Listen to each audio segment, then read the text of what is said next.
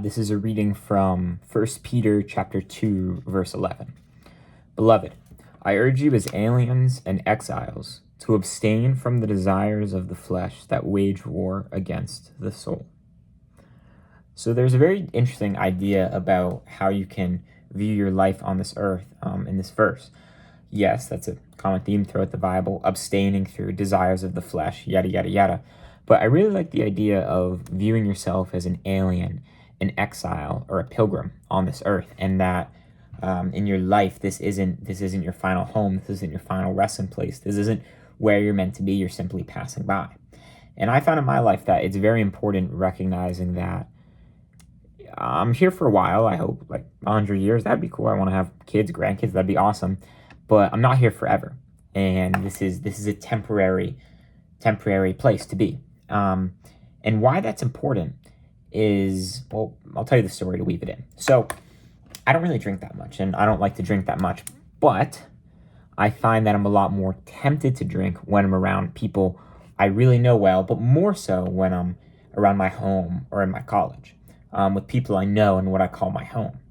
However, a couple summers ago, I went with my family to Ireland, and we were with some family friends, some Irish folks, and they were drinking like a crazy amount. Like I've never seen it. They had like a home gym, and we were lifting in their home gym, and a guy literally was doing like one arm dumbbell rows, and he would do like one arm, couple rows, knock it out, rest, but before the other arm, while he was lifting, he was drinking some type of beer or whatever. I had never seen something like that before. These kids were drinking like fish. But it was weird that when I was kind of sitting there and observing them, like I was jet lagged out of my mind, so I felt kind of whack. But B, I was like, I don't live here. Like I don't really care what they think. I'm passing by. I'm here for a week. I'm visiting, and because I realized that I wasn't at my home, I wasn't where I was meant to be. I didn't conform to the standard around me. I wasn't with my people. I wasn't at my place. And because of that, it was a lot easier for me to take a step back and be like, okay, like this is dumb. I don't need to do this. And more so, there was no pressure to fit in at all because I was a pilgrim there.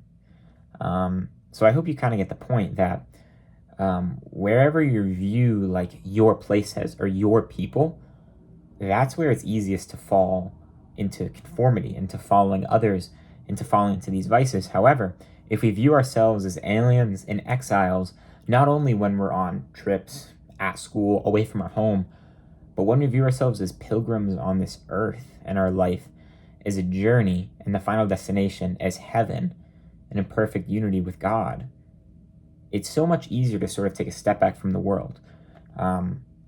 Suffering, pain, the evil of this world, you're still realizing them, but it's a bit of a back seat.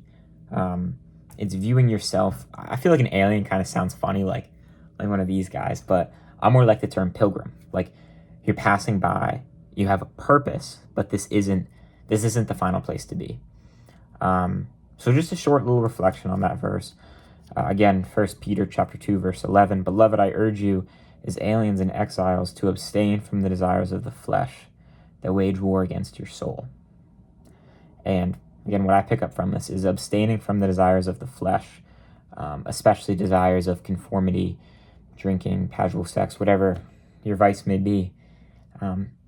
It's a lot easier to do that when you see yourself as an exile. It's a lot easier to do that when you don't fit in, when you realize that this isn't your place. And obviously there's sort of the dual nature of that where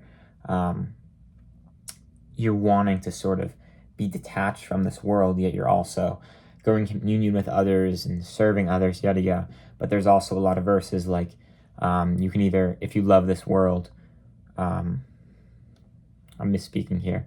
A lot of verses like know that the world will hate you as it hated me before. So there is sort of a fine line of being of this world, but not seeing it as your final resting place, yet still also being able to grow in relationship with others. But again, one more time, going back on the other side of the coin, one of the most challenging verses I find in the Gospels is Jesus says, like, it's something, I'm paraphrasing, whoever does not, he uses the word hate brother, mother, sister is not worthy of me. And obviously it's not exactly like hate, like despise them. But what Jesus is saying is that like God is above your family.